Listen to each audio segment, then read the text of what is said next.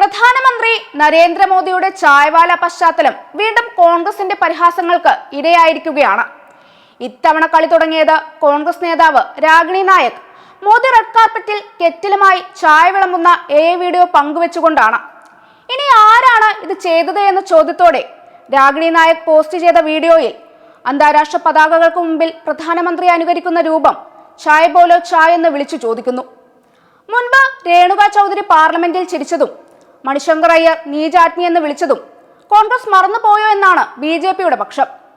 ഈ ഒരു വീഡിയോ പുറത്തു വന്നതിന് പിന്നാലെ BJP വക്താവ് ഷഹസാദ് പൂനെവാല രംഗത്തെത്തി. OBC സമുദായത്തിൽ നിന്ന് വന്ന കഠിനാധ്വാനിയായ ഒരു പ്രധാനമന്ത്രിയെ അംഗീകരിക്കാൻ ഈ ഉന്നത കോൺഗ്രസിന് കഴിയില്ല. 150-ലധികം തവണ അദ്ദേഹത്തെ അധിക്ഷേപിച്ച ഇവർ മോദിയുടെ അമ്മയെ പോലും വീഡിയോയിൽ ലക്ഷ്യം വെച്ചു.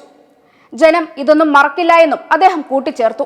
ബീഹാർ കോൺഗ്രസ് യൂണിറ്റ് സെപ്റ്റംബറിൽ പരേതയായ മോദിയുടെ അമ്മയെ വിമർശിക്കുന്ന വീഡിയോ പോസ്റ്റ് ചെയ്തതും അത് ഹൈക്കോടതി ഇടപെട്ട് നീക്കം ചെയ്തതും പൂനെവാല ഓർമ്മിപ്പിച്ചു.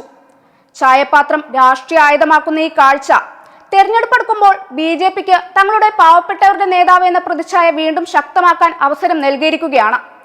കോൺഗ്രസിന്റെ ഓരോ പരിഹാസവും BJPക്ക് വോട്ടായി മാറുമോ എന്നത് ഇനി കണ്ടറിയണം.